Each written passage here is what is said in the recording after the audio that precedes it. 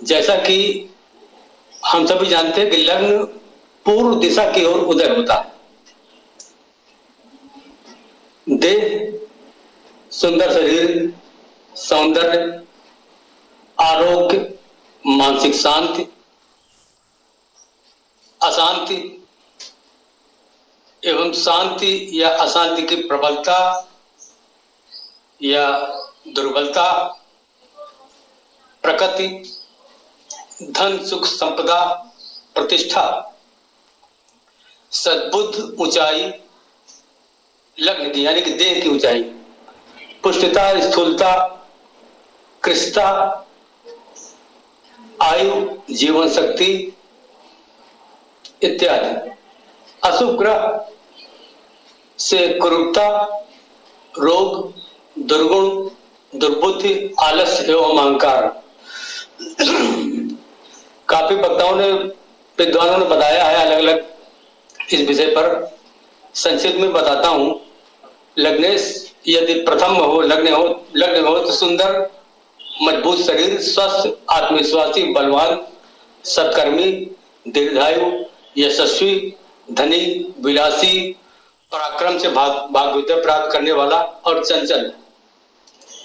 अपने कुल का दीपक, प्रथम संतान उसकी पुत्र होती है। यदि लग्नेश द्वितीय भाव में हो, धन भाव में हो तो वीर, बलवान, धर्मात्मा, धनी, पराक्रमी, कुटुंब के सुख से युक्त, व्यवहार कुशल, उच्च कुलीन, धनी और भूस्वामी, अल्प संततिवान, अपने भाइयों में श्रेष्ठ। उसकी पत्नी सुशीला होती है। लग्नेश तृतीय में हो तो वीर, पराक्रमी, स्वतंत्र विचार, अच्छे भाई बहन, दो पत्नी का योग। शुभ ग्रह से दृष्ट हो लग्नेश तो मधुरभाषी, उद्योगी। लग्नेश निर्बल हो तो अपवित्र आचरण। लग्नेश चतुर्थ में दीर्घायु, माता पिता का भक्त, सुखी, धनी, गृह वाहन आदि सुखों से युक्त, अनेक मित्रों वाला। गृहस्थी हेतु सदैव चिंतित रहने वाला, गुणी एवं विलासी। लग्नेश पंचम में हो तो ऐश्वर्यवान, सुखी, विद्वान, दानी, बुद्धिमान, त्यागी, संगीत प्रिय। लग्नेश छठे में हो तो स्वजनों को कष्टदायक, स्वयं शत्रु बनाने वाला और शत्रु से पीड़ित एवं शत्रु का हंता। अलग अलग परिस्थितियों के अनुसार ग्रहों की। भूस्वामी कर्तव्यनिष्ठ होकर भी वांछित यश को न प्राप्त कर पाने वाला, कभी कभी असफलता को भी प्राप्त करता। लग्नेश सप्तम में हो तो तेजस्वी, प्रवासी, विषय में रत रहने वाला, भ्रमण प्रिय, सुंदर, तेजस्वी स्त्री वाला, दूसरे के धन से उद्योग का संचालन करने वाला, कभी कभी व्यभिचारी भी होता है। प्रायः इसकी स्त्री की मृत्यु इसके जीवन काल में हो जाती है। लग्नेश अष्टम में पूर्ण आयु प्राप्त करने वाला, कंजूस, बलहीन, सट्टा जुआ या गुप्त धन को प्राप्त करने वाला, जीवन में कष्ट को सामना करने वाला। यदि वह शुभ ग्रह से दृष्ट हो तो सौम्य, कभी कभी क्रोधी, जुए सट्टे से लाभ। शुभ ग्रह या शुभ ग्रह से युक्त हो तो सौम्य और लग्नेश यदि नवे भाव में है तो विद्वान, धार्मिक, यशी, सुखी, भाग्यवान, सम्मानित जीवन, तीर्थयात्री, परोपकारी, शुभ कर्मों को करने वाला, दैवी शक्ति संपन्न, कर्मकांडी, राज्य का कृपा पात्र। लग्नेश यदि दशम में है तो माता पिता, गुरु का भक्त, राज्यकर्मी, राज्य से लाभ पाने वाला, विद्वान, सत्कर्मी, सार्वजनिक कृत्यों को करने वाला, यानी कि कुआं, बावड़ी, तालाब, धर्मशाला इत्यादि का निर्माण कराने वाला जनहित में। लग्नेश एकादश हो तो दीर्घायु, सुप्रसिद्ध, धनी, बलवान, तेजस्वी, सुखी, अर्थशास्त्री, अचानक लाभ लाभ को प्राप्त करने वाला धनी होता है। लग्नेश व्यय भाव में हो तो नीच प्रकृति का, अपव्ययी, अधिक खर्च करने वाला, कटुभाषी, कड़वा बोलने वाला, धूर्त, सदैव उदास रहने वाला, चिंतित, कर्जदार, आय से अधिक व्यय को करने वाला, कार्यों में असफलता को पाने वाला, अपने सहोदरियों से मतभेद रखने वाला, पापी, मानी। किंतु यदि शुभ ग्रह से युक्त हो या दृष्ट हो तो कुछ अच्छा फल भी उसे प्राप्त हो जाता है। अब लग्नेश यदि सूर्य हो तो नेत्र रोगी, संतान एवं दामादों से टेंशन पाने वाला, मनस्ताप पाने वाला, व्यापार में लाभ हानि का सामना करने वाला, स्त्री से अपमानित, कम बालों वाला, अधिकतर गंजा, सनकी, पराक्रमी। सूर्य यदि नीचस्थ हो, नीच राशि में तुला में हो तो या शत्रु क्षेत्रीय हो या पाप युक्त हो तो अशुभ फल मिलता है। शुभ ग्रह से दृष्ट या शुभ ग्रह युक्त हो तो धनी, मानी, कामी, परदेश में धनार्जन करने वाला। सूर्य यदि उच्चस्थ बलवान ग्रहों से दृष्ट हो तो विद्वान, सुखी, शील, यश प्राप्त करने वाला, लोभी। सूर्य यदि स्वग्रही हो या अन्य शुभ ग्रहों की जो कि पूर्ण बलाबल वाले हों उनकी दृष्टि पड़ रही हो तो निरोगी, भाग्यवादी आदि। लग्न में चंद्रमा हो, यदि चंद्रमा क्षीण हो तो नीच, दरिद्र, उन्मादी, बवाल करने वाला, घर में आतंक मचाने वाला, व्याधि से युक्त, गूंगा, बहरा, नेत्र रोगी। यदि चंद्र पूर्ण चंद्र हो, पूर्ण कलाओं से युक्त हो तो आकर्षक, स्वस्थ, उदार।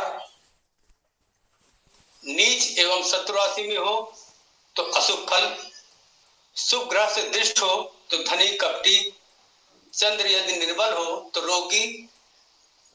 मेष, सिंह, धनु राशि में हो चंद्रमा तो जल्दबाज, हड़बड़ाहट में काम करने वाला।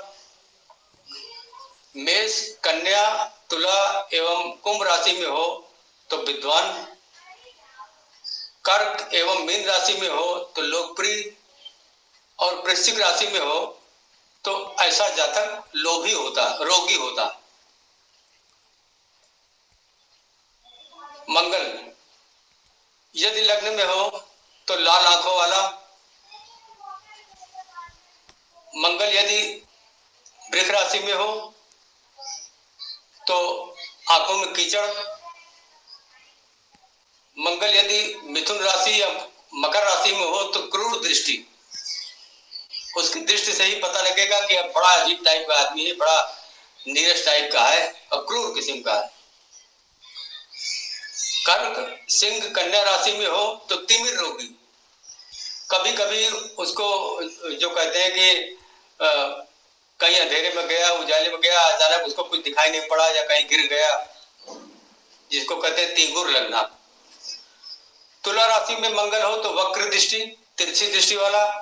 वृश्चिक राशि में हो तो बड़ी आंखों वाला। धनु राशि में हो तो नेत्र रोगी। कुंभ राशि में हो तो बुरी दृष्टि वाला, गंदी नजर वाला। महिलाओं पर उसकी दृष्टि गंदी रहेगी। मीन राशि में हो तो स्पष्ट दृष्टि वाला। मंगल यदि सूर्य एवं शनि से युक्त हो तो माता का द्वेषी, माता का विरोध करने वाला कतिपय कारणों से। मंगल शनि से युक्त हो तो तामसी प्रवृत्ति। सूर्य से युक्त हो तो क्रूर, क्रोधी। मेष, वृश्चिक, मकर राशि पर यदि मंगल हो तो समस्त सुखों को प्राप्त करने वाला। पाप ग्रह या शत्रु ग्रह पर मंगल हो तो अल्पायु, उसकी पूर्णाई नहीं होती है और सिर में चोट या उदर विकार इत्यादि उसके बने रहते हैं। बुध उच्च या स्वग्रही हो तो बंधु सुख यानी भाई बहनों के सुख, शुभ राशि से युक्त हो तो स्वस्थ धनी सुखी किंतु कपटी कपट करने वाला, शनि से युक्त हो तो बाएं नेत्र में कष्ट, गुरु के साथ हो या शनि स्वयं या बुध स्वयं षष्ठेश हो तो अच्छा फल देता है। शनि बुध कन्या या मकर राशि में हो तो स्थूल नपुंसक, विवाह उसका बड़ी उम्र में या बड़ी आयु में मध्य आयु में होता है। यदि लग्न में बुध जो है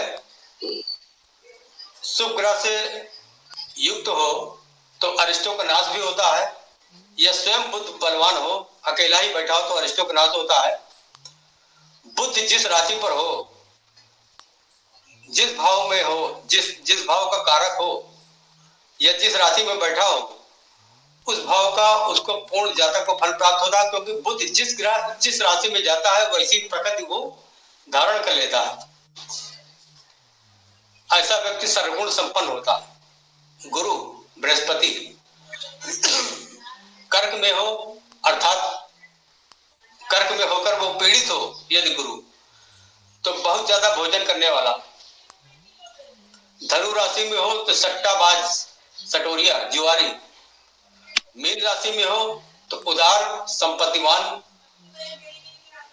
विद्या में अपना व्यसन करने वाला यानी कि दिन रात पुस्तकों को धर्म शास्त्रों को या किताबों का कीड़ा होता। मेष सिंह राशि पर हो तो स्वाभिमानी हो, वृक्क एवं कन्या राशि पर हो, वृक्क कन्या मकर राशि में हो तो खर्चीला होता है। क्रूर ग्रह से वह दृष्ट हो तो सामान्य दैहिक कष्ट होता है उसे प्राप्त होता है, और पाप ग्रहों से पाप ग्रही हो नीचस्थ हो तो नीच प्रकृति का होता है, नीच कर्म करने वाला होता है। स्वग्रही या मित्र राशि के बैठा हो तो सुख फलदाता होता है। संतान भाग्य विद्या ज्ञान का वृद्धि करता होता है ऐसा बृहस्पति। लग्न में बृहस्पति स्त्री का रक्षक होता है क्योंकि इसकी सप्तम भाव पर दृष्टि पड़ती है, तो वो स्त्री के तमाम कष्टों को उसके संकटों को का हरण करने वाला होता है। और कुंडली में शास्त्रों के अनुसार बुध शुक्र बृहस्पति 1,00,000 को दूर करता है, जैसा कि मानसागरी और भृग संहिता में मुनियों में ऋषियों ने स्पष्ट रूप से लिखा है, शुक्रो 10 सहस्त्राणि बुधो 10 शतानि च लक्ष्यमेकम तु दोषाणाम गुरु लग्ने व्यपोहति। शुक्र 10,000, बुध 1,000 एवं बृहस्पति 1,00,000 को के कुंडली में दूर करता है। शुक्र लग्न में हो तो 17 वर्ष की आयु में वह जातक स्त्री संसर्ग कर लेता है। शुक्र शुभ ग्रह से युक्त हो तो आकर्षक, वस्त्र आभूषण का शौकीन, युक्त।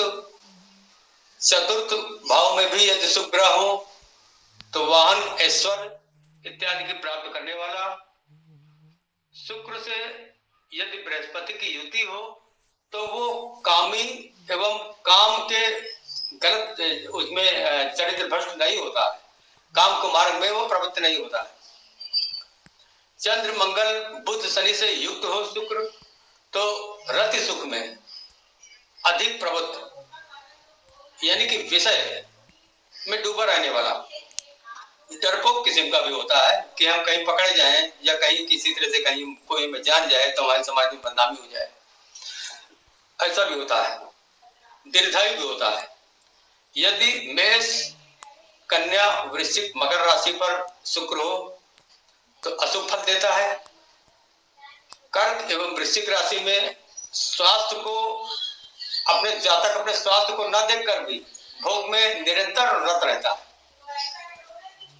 ऐसा व्यक्ति रति पंडित होता है, सुखी, विनम्र, सुंदर, स्त्री प्रेमी एवं स्त्रियां भी उसे पसंद करती हैं, ऐश्वर्यवान होता है।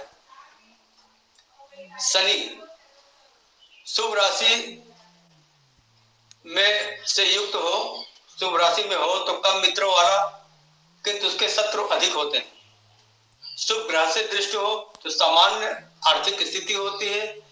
चंद्रमा से दृष्टि हो तो भिक्षुक, चतुर्थेश, दशमेश भी यदि शनि हो तो अत्यंत भाग्यशाली एवं प्रबल राजयोग कुंडली में उसकी कारित होता है। शनि यदि तुला, धनु, मकर, कुंभ, मीन राशि पर हो तो धनी, सुखी, स्वस्थ, विद्वान, धर्मात्मा एवं शासक, सरकारी नौकरी वाला भी या बड़ा अधिकारी भी होता। लग्न में शनि आमतौर पर कामी, क्लेशी, नीच, अल्पसुखी, राज्य कर्मचारी, अधिकार युक्त होकर भी घोर चिंता से ऐसा व्यक्ति युक्त होता है अगर वो शनि अच्छी स्थिति में नहीं है, जैसा कि मैंने पूर्व में बताया। राहु यदि मेष, मिथुन, कन्या, कुंभ राशि में हो तो दीर्घायु, मेष, वृष, मिथुन, कर्क, कन्या, सिंह, मकर राशि में हो तो भोगी विलासी, मिथुन, कन्या, कुंभ राशि में हो तो ऐश्वर्यवान, तीव्र बुद्धि वाला, मेष, कर्क, सिंह राशि में हो तो सोने का लाभ पाने वाला, स्वर्ण का लाभ पाने वाला, उसे गड़ा हुआ धन या अपनी पैतृक संपत्ति जिसमें सोना वगैरह हो या गिरा हुआ सोना, कहीं सोने के जेवरात वगैरह, उसको सोना पाने का योग होता है। लग्न में राहु होने से व्यक्ति आकर्षक नहीं होता है। ऐसा व्यक्ति स्त्रियों एवं दूसरे लोगों के माध्यम से अपने कार्य का साधन करने वाला होता है, कार्य साधने वाला होता है। अनेक स्त्रियों से भी वो तृप्त नहीं होता है।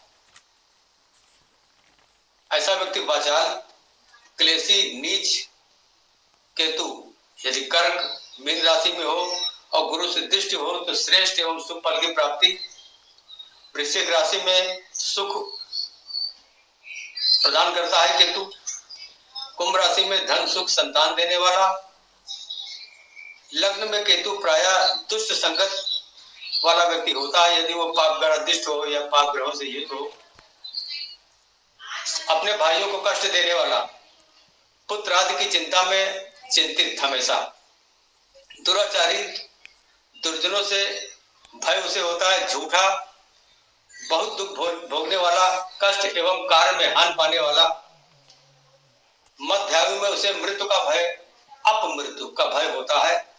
कमर में दर्द, उधर विकार, कार्यों में विघ्न, बाधा और ऐसे व्यक्ति को हाथ में पसीना भी आता है।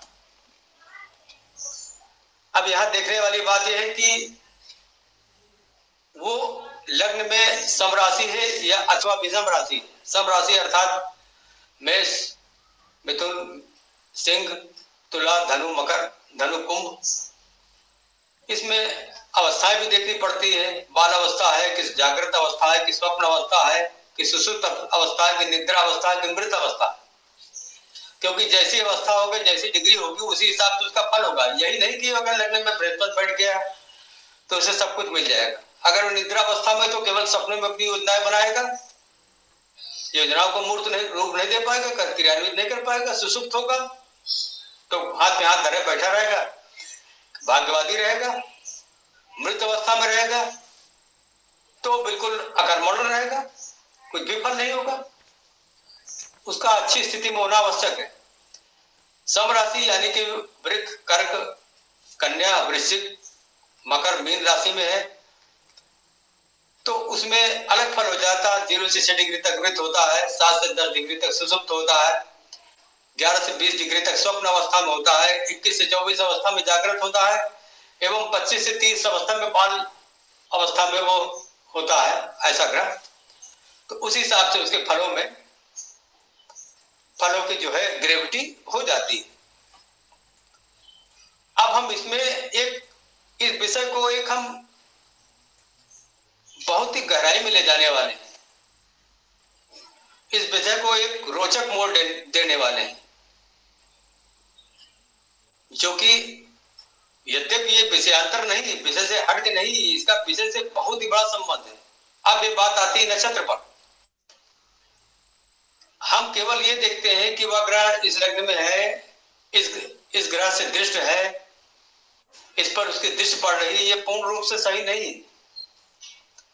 ऐसी स्थिति हमें 50% 60% फल दे सकती है, पूर्ण रूप से नहीं। हमें लग्न भी देखना पड़ेगा, हमें नक्षत्र भी देखना पड़ेगा कि किस नक्षत्र में वो है। अब नक्षत्र की हम बात करते हैं। नक्षत्र का अर्थ ये हुआ कि ना हिलने वाला, स्थिर तारा, अपनी जगह पर अवस्थित। एस्ट्रोनॉमी में नक्षत्रशाला में अपनी जगह में स्थित, संपूर्ण राशिपथ वृत्ताकार है और 360 अंशों पर अवस्थित है। यदि 12 राशियों में उसे हम विभक्त करते हैं तो प्रत्येक राशि 30 अंश में आती। अब नक्षत्र होते हैं 27। 28वां नक्षत्र अभिजीत है, हालांकि वो 48 मिनट तक उसका मान रहता है दिन में, 11:36 से 12:24 के बीच में, परंतु उसकी गणना इसलिए नहीं करते क्योंकि उसका समय मान बहुत कम है।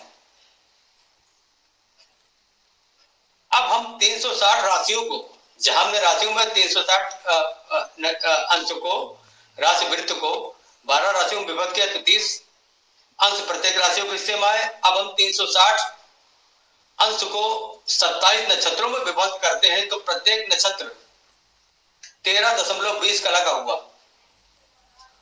यद्यपि राशियों की एक दूरी है, एक नाप है, और फिर भी उनमें गुण दोष होते हैं। जैसे सूर्य मेष राशि में 10 अंशों में उच्च का होता है, तुला राशि में 10 अंशों का नीच का हो जाता है। चंद्रमा वृष राशि में 3 अंशों में उच्च का होता है और नीच का भी हो जाता है। वृश्चिक में मंगल मकर राशि में 28 अंशों में उच्च का होता है और वो 28 अंशों में नीच का भी हो जाता है।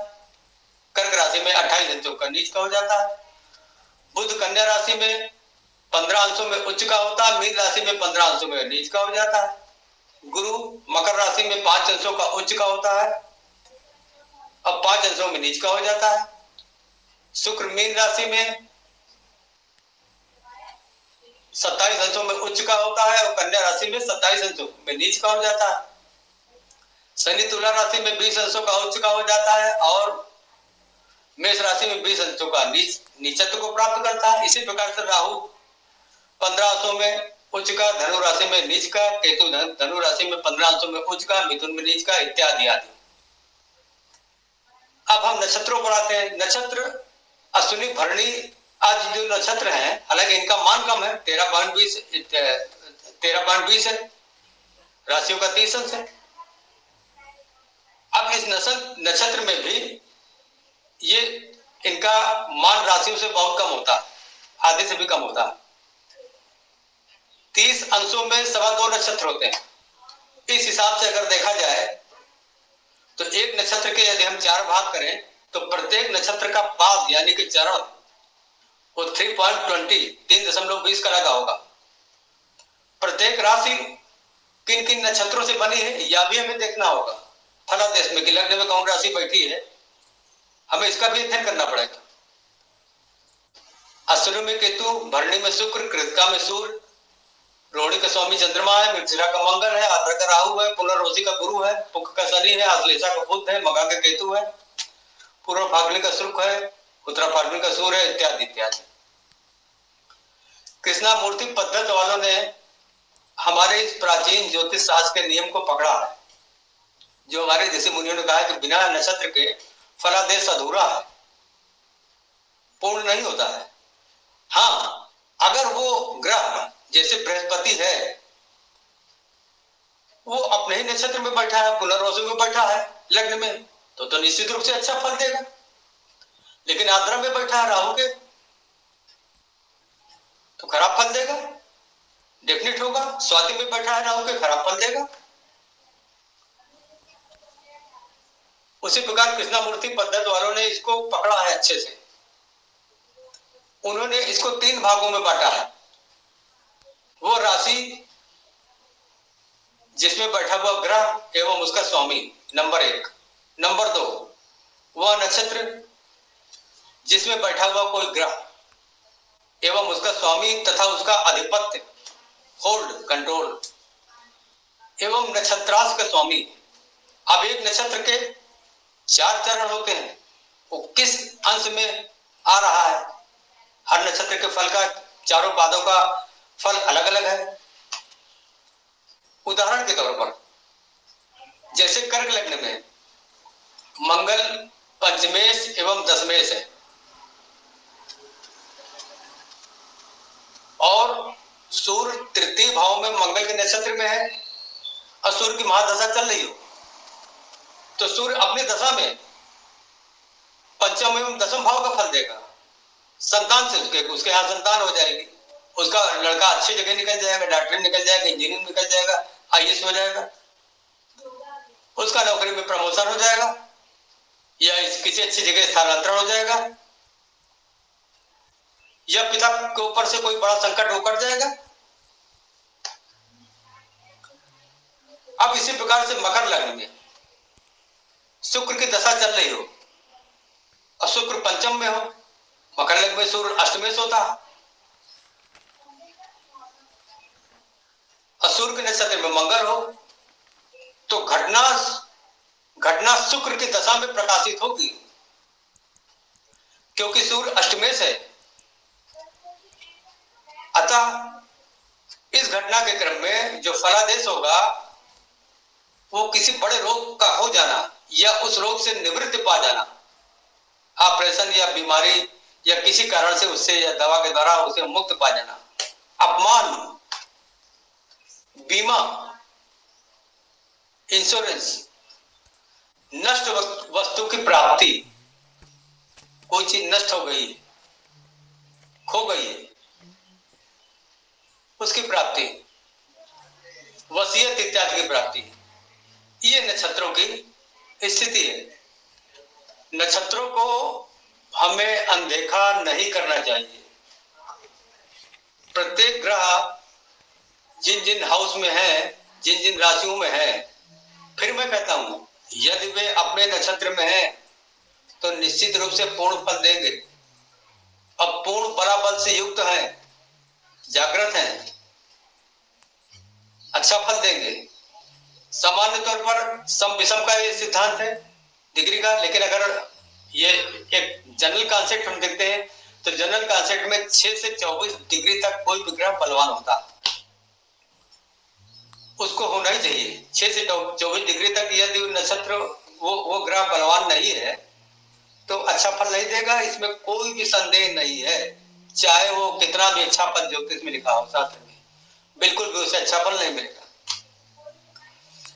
बलाबल में, पूर्ण बलाबल में, अंश बल में उसका रहना बहुत जरूरी है।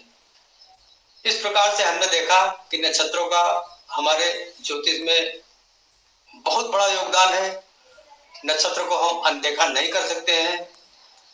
नक्षत्रों के आधार पर जो फलादेश होता है वो पूर्णतया सटीक होता है। हाँ, ये बात अलग होता है, अब हम आमतौर पर देखते हैं कि अरे बस सूर्य जो है लग्नेश है, सूर्य जो है 8वें भाव का स्वामी, तो कोई बड़ी घटना घटेगी, या भाग्य स्थान स्वामी तो भाग्यवानी। अब पता लगा वो जिस नक्षत्र में बैठा है फल तो उसका मिल रहा है, कहां सूर्य का भाग्य स्थान का फल मिल रहा है, फल तो उसका अष्टम का मिल रहा है। बिल्कुल यू टर्न हो जाता है। अगर वो अपने स्व नक्षत्र में, अपने नक्षत्र में या अपने मित्र के नक्षत्र में नहीं है तो इस प्रकार से ज्योतिष बहुत गूढ़ विद्या है। इसको हम जितना गहराई तक जाएंगे उतना हमें प्रेडिक्शन में हमें सटीकता प्राप्त होगी। अंकुर जी हमारे नक्षत्र का चार्ट जरूर मांगते हैं, किसी की कुंडली आती दिखाने के लिए तो पहले लिखते हैं कि नक्षत्र चार्ट भेजिए, क्योंकि वो देखना चाहते हैं कि वो आखिर वो जो ग्रह जिस भाव में बैठा हो किस नक्षत्र में है। और यही सच्चे ज्योतिषी का काम है। केवल ग्रहों के आधार पर विवेचना कर देना ये किसी ज्योतिषी का काम नहीं है। अच्छे ज्योतिष का काम है कि वो नक्षत्रों के पर जरूर उस पर दृष्टि डाले। अब पता लगा कि हम देख रहे हैं कि अष्टम भाव में तुला राशि में बैठा हुआ है शुक्र, तुला राशि में शुक्र बैठा हुआ है या तुला राशि में शनि बैठा है, बहुत अच्छा है। लेकिन पता लगा केतु का वहां मूल नक्षत्र बैठा हुआ है, केतु का मघा नक्षत्र बैठा है तो उसको उसका फंडाधार ऊपर देगा। चंद्रमा का हस्त बैठा तो अगर पानी में तैरने गया तो चंद्रमा उसको पानी के अंदर डुबो देगा करके। तो हमारे अंकुर जी जो देखते हैं नक्षत्रों को सूची मांगते हैं वो इस पर बहुत ही ध्यान देते हैं और ये प्रशंसा की बात है। अब मैं यहीं पर अपनी वाणी को विराम देता हूं और विद्वानों से ये अपेक्षा रखता हूं कि कुछ नई नई बातें हमें सुनने को मिलेगी।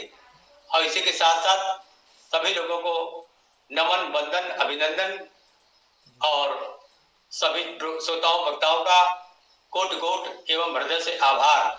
जय श्री राम। धन्यवाद सर, बहुत अच्छे से बताया सर जी। बहुत बहुत धन्यवाद गुरु जी, बहुत बहुत धन्यवाद। वो मोहम्मद जी पता क्या बात है, मैंने ना अपने प्रिडिक्शन में एक चीज़ देखी, जैसे बहुत सारे विद्वानों ने बोला, मैं आपकी एक बात से बिल्कुल सहमत हूँ कि जैसे ना मंगल जैसे लगन में बैठ गया है तो वहाँ पर ना सामान्य फल के तौर पर बाकी लोग बोल देते हैं कि हाँ जी उसके सिर के ऊपर चोट होगी, चोट आ जाएगा, ये हो जाएगा।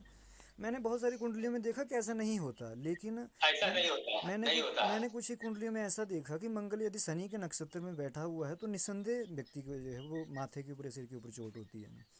हाँ, चोट होगी, चोट का निशान भी होगा। जी जी जी जी, वो स्थिति में मीन्स उन चीज़ों को, अब जैसे बृहस्पति किसी का नीच हो जाता है मकर लगन में, लेकिन यदि वो जो है वहाँ पर श्रावण नक्षत्र में आ जाता है तो उस स्थिति वो नीचता के फल को त्याग देता है। मैंने अच्छे फल मिलते हुए व्यक्ति को देखे हैं, इसलिए थोड़ा सा उसको देखने, उसके लिए जानकारी के लिए थोड़ा सा वो भाई आपकी बात बिल्कुल सही है।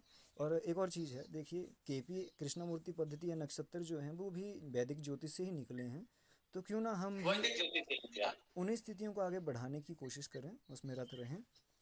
चलिए अब इसके पश्चात मैं आज के प्रोग्राम के जो मुख्य अतिथि, दूसरे मुख्य अतिथि हैं तथा हमारे इस प्रोग्राम के मुख्य संचालक हैं और सभी का मार्गदर्शन प्रदान करने वाले व्यक्ति जो हैं, क्योंकि हमारे प्रोग्राम के जो मुख्य अतिथि हैं वो मधुसूदन मिश्रा जी और पंडित बाल गोविंद ओझा ही रहेंगे, आगे भी यही रहेंगे और इनसे हमें एक पूर्ण रूपेण वार्तालाप करने का मौका भी मिलता है और पूरा समर्थन भी प्राप्त होता है।